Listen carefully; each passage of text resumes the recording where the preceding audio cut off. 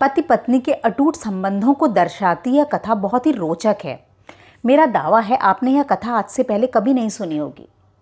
दोस्तों, आप सभी का आपके अपने ही चैनल मानवीन स्किल्स पर स्वागत है।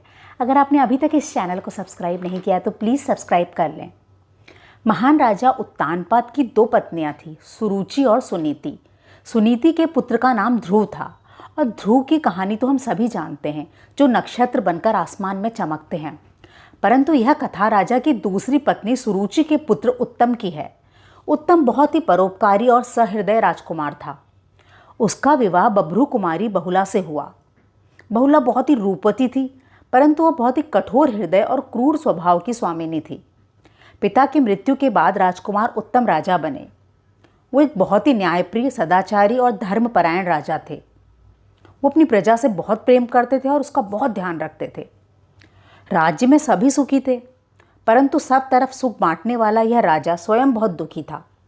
वो अपनी पत्नी से बहुत प्रेम करता था, परंतु वह कठोर हृदय स्त्री अपने पति का हमेशा ही तिरस्कार करती, उसे अपमानित करती। जब भी राजा उसके समीप जाकर उससे प्रेमवश कुछ मीठे शब्द कहता तो वह तुरंत ही उसे छिटक देती और कटु वचन कहने लगती।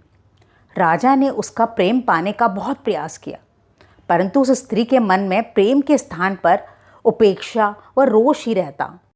एक दिन रानी बहुला ने बहुत से अतिथि राजाओं के समक्ष राजा उत्तम का बहुत अपमान व निरादर किया।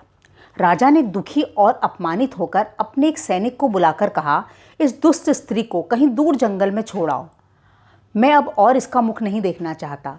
सैनिकों ने बहुला को जंगल में छोड़ दिया। इसके बाद राजा पूरे मन से अपनी प्रजा की सेवा में लग गया। उसने अपनी उस क्रूर रानी को पूरी तरह से अपने दिल से निकाल दिया। एक दिन राजा के दरबार में एक ब्राह्मण रोता बिलखता हुआ आया और बोला, महाराज मेरी सहायता करें। राजा का धर्म अपनी प्रजा के सभी दुखों को दूर करना है। इसी के लिए बदले में वह प्रजा से कर लेता है। जो राजा प्रजा से कर लेने के बाद भी उसके दुखों से अनभिज्ञ रहता है, वह महापाप का भागी होता है। यह सुनकर राजा ने सुशर्मा नामक उस ब्राह्मण से कहा, हे ब्राह्मण देव, तुम अपना दुख बताओ, मैं हर हाल में उसे दूर करूँगा। तब ब्राह्मण ने कहा, महाराज कल रात को मेरी पत्नी का कोई हरण कर ले गया। मैं अपनी पत्नी के वियोग में बहुत दुखी हूँ। राजा ने कहा, ब्राह्मण तुम अपनी पत्नी की कद काठी, रूप, स्वभाव आदि के बारे में बताओ, जिससे मुझे उसे ढूंढने में आसानी हो। तो वह ब्राह्मण बोला, महाराज मेरी प्राण प्रिया आँखों से ही क्रूर दिखती है। वह हर समय क्रोध में रहती है। उसकी बाणी कर्कश है। वो बहुत लंबी है, परंतु उसकी भुजाएं बहुत छोटी हैं। उसकी त्वचा रूखी सूखी है। वह दिखने में भी कुरूप है। फिर ब्राह्मण बोला, महाराज मैं अपनी पत्नी की निंदा नहीं कर रहा हूँ, बल्कि उसे ढूंढने में आसानी हो इसलिए उसके बाह्य व आंतरिक रूप का वर्णन कर रहा हूँ। आप किसी भी तरह उसे ढूंढ कर ला दें। यह सुनकर राजा आश्चर्य में पड़ गया। उसने बोला, तुम्हारी पत्नी सूरत और सीरत दोनों में ही अच्छी नहीं है। तुम्हें उससे क्या सुख मिलता होगा? अच्छा हुआ नियति ने तुम्हें ऐसी स्त्री से दूर कर दिया। यह सुनकर वह ब्राह्मण बोला, महाराज मेरी धर्म पत्नी के विषय में ऐसी अभद्र बातें ना कहें। शास्त्रों के अनुसार पति को सदा ही अपनी पत्नी की रक्षा करनी चाहिए। पत्नी पति की संतान को जन्म देती है, जिसके कारण ही पूर्वजों की मुक्ति होती है। दूसरा, पत्नी न होने के कारण मेरे सभी नित्य कर्म छूट रहे हैं, जिनके कारण से मेरे सभी पुण्य भी नष्ट हो रहे हैं। धीरे धीरे मेरे सभी पुण्य नष्ट हो जाएंगे और मैं परलोक में भी दुर्गति को प्राप्त होऊंगा। पत्नी के बिना कोई भी नित्य कर्म, हवन, पूजन आदि पूर्ण नहीं माने जाते हैं। तो हे राजन, आप शीघ्र ही मेरी पत्नी को ढूंढ लाएं। राजा ने कहा, ब्राह्मण आप निश्चिंत होकर अपने घर जाएं। मैं आपकी पत्नी को अवश्य ढूंढ लाऊंगा। यह कहकर राजा घोड़े पर सवार होकर ब्राह्मण की पत्नी को ढूंढने के लिए निकल पड़े। राजा ने सभी तरफ उसे ढूंढना आरंभ कर दिया। वह स्त्री उन्हें नहीं मिली। वह एक जंगल में जा पहुँचे। वहाँ उन्हें एक ऋषि का आश्रम दिखाई दिया। वहाँ पर एक तपस्वी ऋषि ध्यान में मग्न बैठे थे। राजा ने उन्हें प्रणाम किया। ऋषि ने भी राजा का स्वागत करते हुए उन्हें आशीर्वाद दिया। इसके बाद ऋषि ने अपने शिष्य से कहा, राजा के लिए अर्घ्य लाओ। शिष्य ने सोचते हुए कहा, गुरुदेव क्या ये राजा अर्घ्य के अधिकारी हैं? तो ऋषि ने ध्यान लगाया और फिर आंखें खोलते हुए कहा, ठीक है वत्स, जाओ इनके लिए कुशा का आसन लेकर आओ। शिष्य ने राजा के लिए कुशा का आसन ला दिया। राजा उस पर बैठ गए। फिर तपस्वी ने राजा से कहा, राजन, मैं जानता हूँ तुम राजा उत्तम हो, इस वन में क्यों आए हो? बताओ राजन, मैं तुम्हारी क्या सहायता कर सकता हूँ? तब राजा उत्तम ने कहा, मुनिवर, मेरे राज्य के एक ब्राह्मण की पत्नी को कोई चुरा ले गया है, जिससे वो ब्राह्मण बहुत दुखी है। राजा होने के कारण मेरा धर्म है कि मैं अपनी प्रजा के दुख दूर करूं। यह सुनकर तपस्वी बोले, राजन, मैं जानता हूं कि इस ब्राह्मण की पत्नी कहाँ है। यह सुनकर राजा बहुत प्रसन्न हुए। उन्होंने कहा, मुनिवर, आपने मेरे पुण्य क्षीण होने से बचा लिए।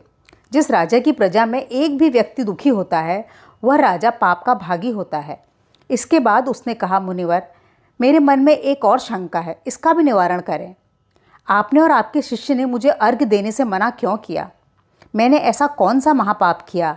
यह सुनकर तपस्वी ने कहा, महाराज, आपने अपनी पत्नी, अपनी जीवन संगिनी का त्याग कर पिछले 1 वर्ष से नित्य कर्म नहीं किया है। अगर व्यक्ति एक दिन भी अपने नित्य कर्म छोड़ देता है तो उसके पुण्य क्षीण होने लगते हैं, परंतु आपने तो 1 वर्ष से अपने नित्य कर्मों का त्याग किया है, तो आप पाप के भागी हुए ना। पति कैसा भी हो, कैसे भी स्वभाव का हो, पत्नी को उसे स्वीकार कर उसका साथ देना चाहिए। इसी प्रकार यदि पत्नी स्वभाव और रूप से उपयुक्त न भी हो, पति को उसका साथ देना चाहिए, न कि उसे त्याग देना चाहिए। पत्नी के बिना संतान की प्राप्ति नहीं होती और संतान के बिना पितृ ऋण से मुक्ति नहीं मिलती।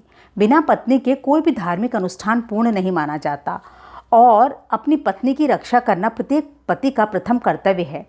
इसी कारण से वो ब्राह्मण इतना दुखी है। इतना सुनते ही राजा उठ खड़ा हुआ। उसने कहा, हे मुनिवर, आपने मेरी आंखें खोल दी। मैंने बहुत बड़ा पाप किया है। अब मैं शीघ्र ही अपनी पत्नी को ढूंढकर घर ले आऊँगा, परंतु पहले मैं ब्राह्मण की पत्नी को ढूंढकर उनके पति को सौंप दूँ। कृपया आप मुझे बताएं कि उनकी पत्नी कहाँ है। तब तपस्वी ने कहा, महाराज, बलाक नामक राक्षस ने उसका अपहरण किया है और वह उत्पलावत वन में है। राजा तुरंत उत्पलावत वन की तरफ चल पड़े। वहाँ उन्हें वह ब्राह्मणी मिली। राजा ने उसे तुरंत पहचान लिया, क्योंकि उसके पति ने जैसी व्याख्या की थी वह बिल्कुल वैसी ही थी। तब राजा ने उससे पूछा, हे देवी, तुम ब्राह्मण सुशर्मा की पत्नी हो? उसने कहा, हाँ महाराज। तुम यहाँ किस प्रकार पहुँची? तब ब्राह्मणी ने कहा, बलाक नामक राक्षस ने मुझे रात्रि में सोते हुए वहाँ से उठा लिया और इस जंगल में छोड़ दिया। ऐसा करने के पीछे पता नहीं उसकी क्या मंशा थी। मैं अपने पति के बिना यहाँ बहुत दुखी हूँ। इससे तो वह मुझे मार ही देता। आप मेरी सहायता करें। इस पर राजा ने कहा, हे देवी, मैं आपकी ही खोज में आया हूँ। आपके पति आपके बिना बहुत दुखी हैं। पहले ये बताएं कि वह राक्षस कहाँ है। ब्राह्मणी ने कहा, वह घने जंगल में निवास करता है। ब्राह्मणी के बताए मार्ग पर चलता हुआ राजा राक्षस के निवास स्थान तक पहुँचा। उसने देखा बलाक अपने निवास स्थान पर बैठा था। उसके चारों ओर कई सुंदर स्त्रियाँ थीं। राजा को देख वह अपने परिवार सहित उठ खड़ा हुआ और राजा को प्रणाम कर बोला, हे महाराज, मैं बहुत सौभाग्यशाली हूँ जो आप मेरे निवास स्थान पर पधारे। महाराज, इतने घोर वन में आने की आपको आवश्यकता क्यों पड़ी? मैं आपकी प्रजा हूँ, आप आज्ञा करें, मैं आपके लिए क्या कर सकता हूँ। इस पर राजा उत्तम ने कहा, तुमने मेरे राज्य के एक ब्राह्मण की पत्नी का हरण किया है। या तो तुम उसका भक्षण करते या अपनी पत्नी बनाते, परंतु तुम्हारी तो पत्नियाँ इतनी रूपवती हैं और अगर तुमने उसका भक्षण करना होता तो तुम अब तक उसे खा चुके होते। तो तुमने किस उद्देश्य से उस ब्राह्मणी का हरण किया? इस पर राक्षस बोला, महाराज, हम नरभक्षी राक्षस नहीं हैं, हम पुण्य का ही फल खाते हैं और यदि कोई हमें अपशब्द कहता है या क्रोध करता है तो हम उसके अहंकार और दुष्ट स्वभाव को भी खा जाते हैं, जिससे वह व्यक्ति शुद्ध चित्त हो जाता है और उस कुरूप स्त्री से विवाह के विषय में तो मैं सोच भी नहीं सकता।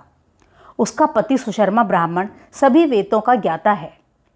वह राज्य में होने वाले सभी यज्ञ, पूजन आदि पवित्र कार्यों में मुख्य भूमिका निभाता है। जब भी हम यज्ञ में अपना भाग खाने जाते हैं तो वह रक्षा स्रोत मंत्रों से हमें वहाँ से भगा देता है, जिसके कारण मैं और मेरे भाई बंधु भूख से तड़पते रहते हैं। तो मैंने सोचा कि मैं इसकी पत्नी का हरण कर लेता हूँ, जिससे वह यज्ञ करने के योग्य ही नहीं रहेगा। कोई भी पुरुष बिना पत्नी के यज्ञ करने के योग्य नहीं रहता। इस पर राजा ने कहा, हे बलाक, आज से तुम्हारे भोजन का प्रबंध मैं करूँगा। तुम इस ब्राह्मणी को छोड़ दो और उसके दुष्ट स्वभाव को भी खा जाओ। इसके बाद इसे इसके घर छोड़ाओ।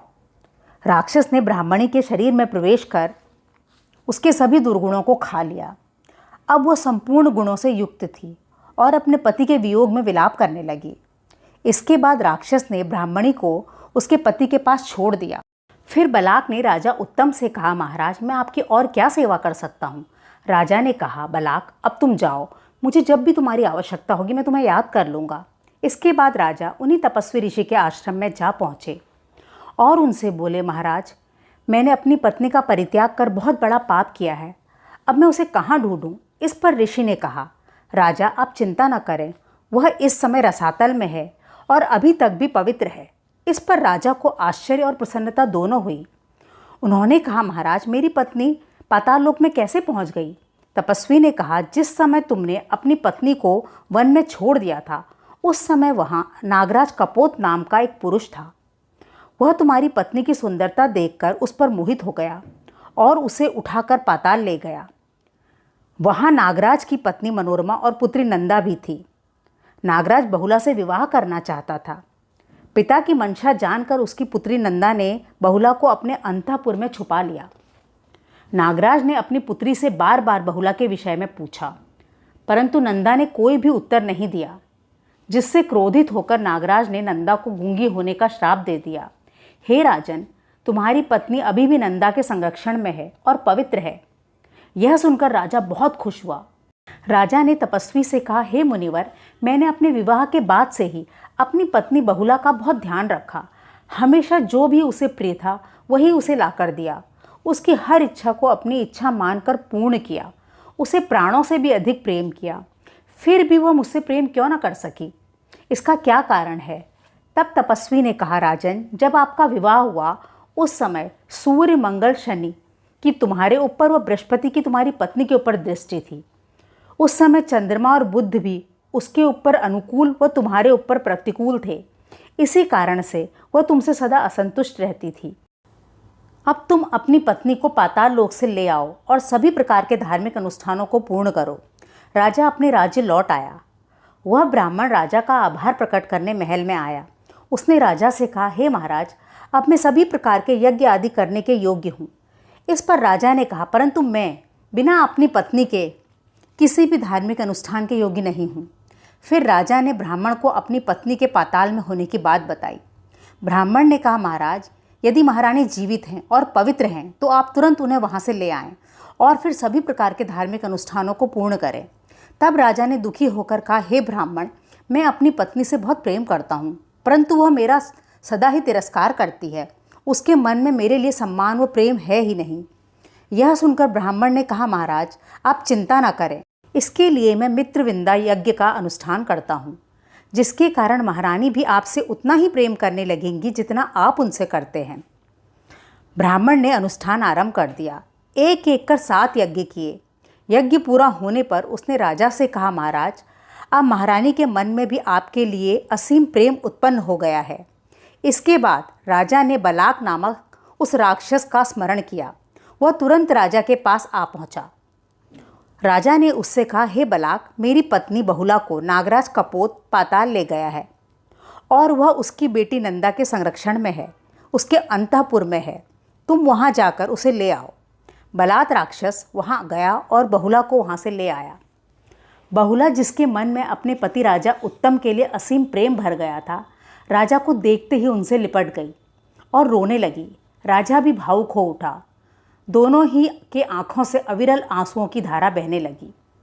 रानी राजा से अपने पूर्व व्यवहार के लिए क्षमा मांगने लगी और राजा उसे त्यागने के लिए। दोनों ने एक दूसरे को क्षमा कर गले लगा लिया। इसके बाद रानी ने राजा से कहा, महाराज मेरी एक इच्छा है, क्या आप पूर्ण करेंगे। राजा ने कहा, प्रिय, तुम्हारी हर इच्छा मेरे लिए सर्वोपरि है, बताओ मैं तुम्हारे लिए क्या करूं। रानी ने कहा, महाराज वहाँ पाताल लोक में मेरी सखी नंदा ने मेरी लाज बचा कर रखी, परंतु इसकी कीमत उसे बहुत भारी पड़ी। वह अपने पिता के श्राप से गूंगी हो गई है।